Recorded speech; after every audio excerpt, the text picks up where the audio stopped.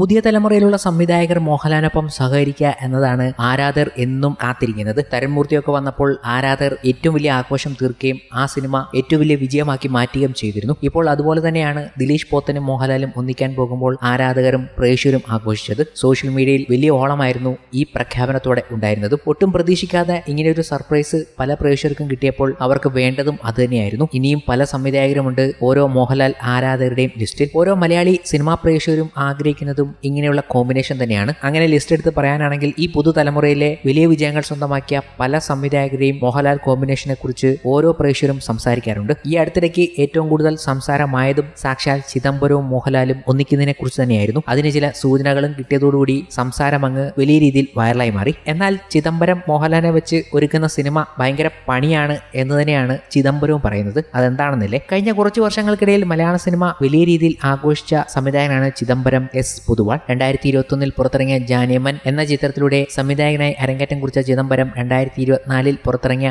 മഞ്ഞുമൽ ബോയ്സിലൂടെ തന്റെ പേര് Indian cinema ലോകത്ത് അടയാളപ്പെടുത്തുകയായിരുന്നു. തമിഴ്നാട്ടിൽ നിന്നടക്കം 60 കോടിയിലധികം സ്വന്തമാക്കിയ ചിത്രം മലയാള സിനിമാ ചരിത്രത്തിലെ തന്നെ ഏറ്റവും വലിയ വിജയങ്ങളിലൊന്നായി മാറിയിരുന്നു. എന്നാൽ മഞ്ഞുമലിന് ശേഷം ചിദംബരം സംവിധാനം ചെയ്ത് കഴിഞ്ഞ മാസം തിയേറ്ററിലെത്തിയ ബാലൻ ദി ബോയ് എന്ന ചിത്രമാണ് സംവിധായകന്റെ പൊട്ടൻഷ്യൽ പ്രേക്ഷകർക്ക് വെളിപ്പെടുത്തി നൽകിയത്. ആവേശം സംവിധായകൻ ജിത്തു മാധവന്റെ തിരക്കഥയിൽ പിറന്ന ചിത്രത്തിന് വലിയ നിരൂപക പ്രശംസയാണ് റിലീസിന് പിന്നാലെ ലഭിച്ചത്. ചിത്രവുമായി ബന്ധപ്പെട്ട് സംസാരിക്കവേ മോഹൻലാലിനെ നായകനാക്കി ചിദംബരം സിനിമ ചെയ്യാനൊരുങ്ങുന്നു എന്ന അഭ്യൂഹങ്ങൾക്ക് ചിദംബരം വിരാമമിട്ടിരുന്നു. അത്തരം വാർത്തകൾ വ്യാജമാണെന്നും നിലവിൽ അങ്ങനെ ഒരു പ്ലാനിംഗ് ഇല്ലെന്നുമായിരുന്നു അദ്ദേഹം വ്യക്തമാക്കിയത്. എന്നാൽ താരത്തെ നായകനാക്കി ഒരു ചിത്രം ചെയ്യുകയാണെങ്കിൽ പൊടി പറത്തുന്ന ഒരു ആക്ഷൻ ചിത്രം ചെയ്യുമെന്ന് ചിദംബരം പറഞ്ഞത് വലിയ രീതിയിൽ ചർച്ചയായിരുന്നു. ഇപ്പോഴത്തെ വിഷയത്തിൽ കൂടുതൽ വ്യക്തത വരുത്തിക്കൊണ്ട് സംസാരിക്കുകയാണ് ചിദംബരം. ഏറ്റവും പുതിയ അഭിമുഖത്തിലായിരുന്നു അദ്ദേഹത്തിന്റെ ഈ വാക്കുകൾ വരുന്നതും. ഒരു പ്രേഷൻ എന്ന രീതിയിലാണ് ഞാൻ അന്ന് അങ്ങനെ പറഞ്ഞത്. ഒരു ഫിലിം മേക്കർ എന്ന രീതിയിൽ ഞാൻ അദ്ദേഹത്തിന്റെ അടുത്ത് പോകുമ്പോൾ എന്റെ സിനിമ ഉണ്ടാക്കാനായിരിക്കും ശ്രമിക്കുക. ആ ജോണറും സെലിബ്രേറ്റ് ചെയ്യുക